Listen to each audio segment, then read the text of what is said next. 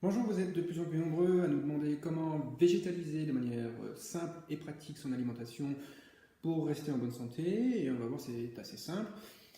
D'abord, les études épidémiologiques et renforcées par des études cliniques et de laboratoire nous montrent assez clairement que le régime alimentaire occidental des pays industrialisés est devenu avec les années la source principale des décès et d'invalidité, et aussi dans des pays qui ont adopté notre style alimentaire et notre modèle de développement de manière plus récente.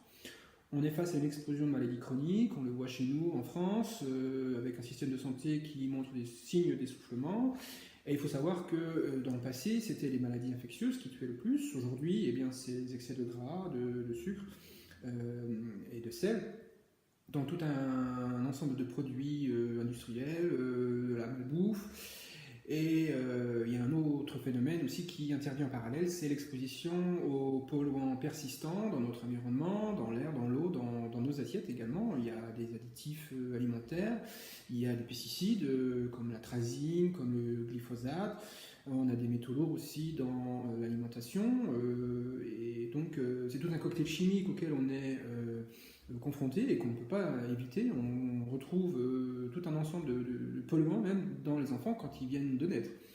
Alors il faut renforcer nos défenses immunitaires et puis notre façon finalement de vivre et de consommer font exactement le contraire. Alors qu'est-ce que vient faire une alimentation à base végétale dans cette histoire, eh bien, une alimentation végétalisée, comme peut le faire le végétarisme strict, le véganisme ou même le végétalisme, qui sont des types d'alimentation qui excluent les produits d'origine animale, comme les viandes, le poisson, les œufs, les laitages.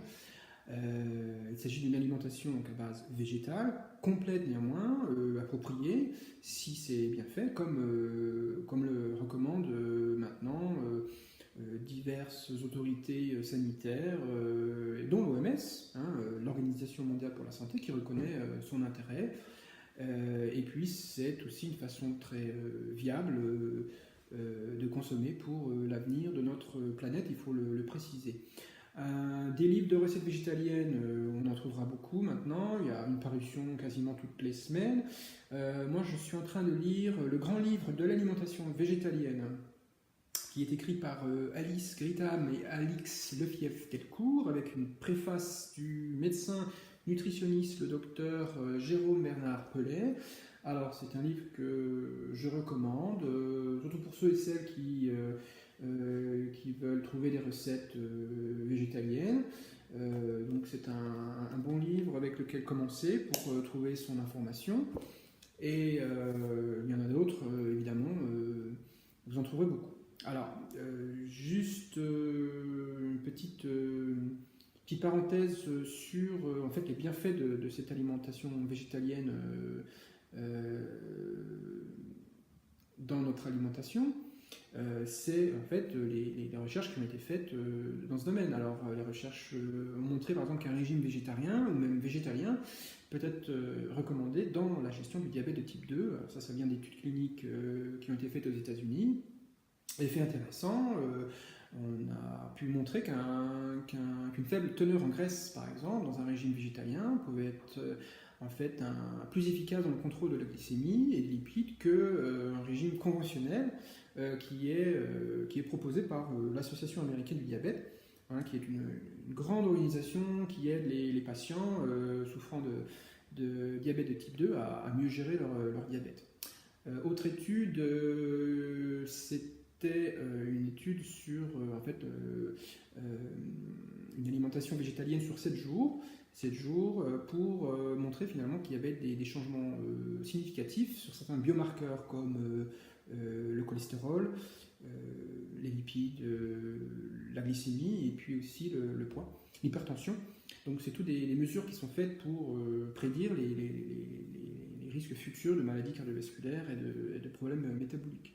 Donc 7 jours avec une alimentation végétalienne améliore ces marqueurs, ces indicateurs de maladies.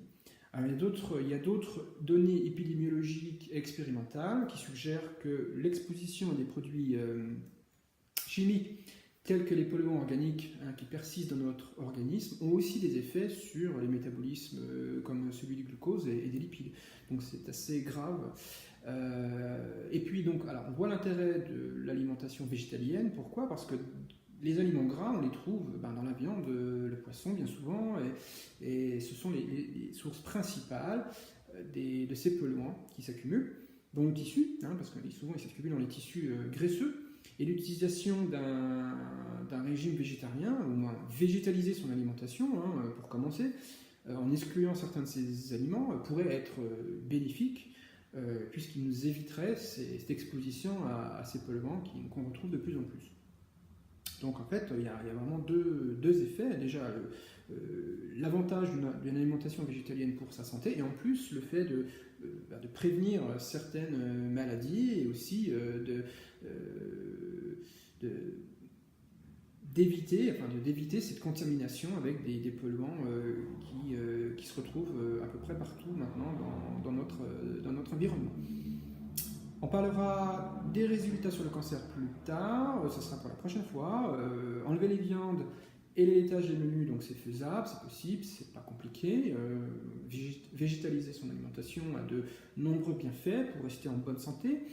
Et c'est aussi à recommander pour vivre de manière plus écologique, on va dire. Alors pour en savoir plus, vous pouvez visiter ma page Facebook, vous y trouverez des infos, vous y trouverez des recettes, et si vous avez des questions plus précises, vous pouvez toujours m'envoyer un message et je me ferai un plaisir de vous y répondre. Merci beaucoup et à la prochaine. Au revoir.